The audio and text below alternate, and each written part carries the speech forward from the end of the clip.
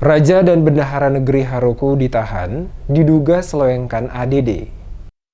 Kepala Pemerintahan Negeri atau Raja dan Bendahara Negeri Haruku resmi ditetapkan sebagai tersangka dalam kasus dugaan penyelewengan anggaran alokasi dana desa tahun 2017 Negeri Haruku, Kecamatan Pulau Haruku, Kabupaten Maluku Tengah. Usai diperiksa penyidik tindak pidana khusus Kejari Ambon, kedua tersangka ZF Raja dan LF Bendahara Rabu 16 November sore langsung digelandang ke rutan kelas 2A Waiheru Ambon untuk ditahan selama 20 hari ke depan. Menggunakan rompi orange dengan tangan di borgol, kedua tersangka digiring jaksa dari ruang pemeriksaan kantor Kejari Ambon menuju mobil tahanan dan selanjutnya dibawa ke rutan kelas 2A Waiheru pada pukul 16:19 waktu Indonesia Timur disaksikan keluarga. Kepala Kejaksaan Negeri atau Kejari Ambon, Dian Fritz Nale menyatakan penahanan terhadap kedua tersangka sesuai kewenangan penyidik tersebut diatur dalam pasal 21 KUHP. Dijelaskan, sebelum ditahan, kedua tersangka terlebih dahulu diperiksa penyidik sejak pukul 9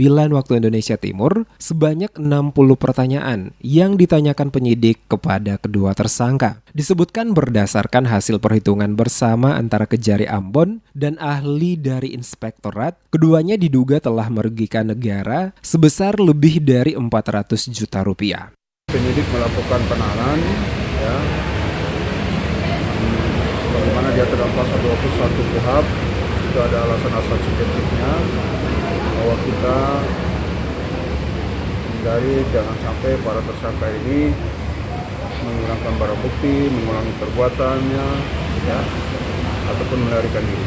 Nah, ini yang menjadi alasan-alasan kita untuk melakukan penahanan dalam pasal sesuai dengan pasal 21 KUHP.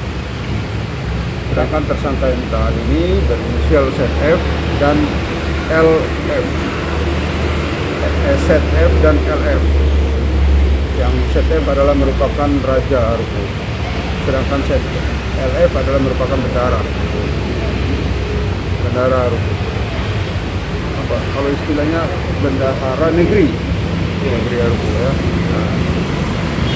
Sebelumnya, kasus dugaan tipikor penyalahgunaan ADD dan DD Negeri Haruku, Kecamatan Pulau Haruku, Maluku Tengah, dilaporkan oleh warga setempat. Dari adanya laporan warga, Raja Negeri Haruku di dalam pengelolaan AD dan ADD tahun 2017-2018 diduga banyak fiktif, sementara LPJ 100% dikerjakan. Seperti item pengadaan BPJS tahun 2017 sebanyak 83 orang dengan anggaran Rp22.908.000 dan BPJS tahun 2018 sebanyak 234 orang tanpa nama. Namun anggarannya Rp64.584.000 dicairkan. Kemudian dalam kasus bantuan rumah tahun 2018, di mana material baru datang di tanggal 31 Juni 2019 sebesar Rp135.330.000. Tak hanya itu, bantuan pangan 1 ton beras tahun 2018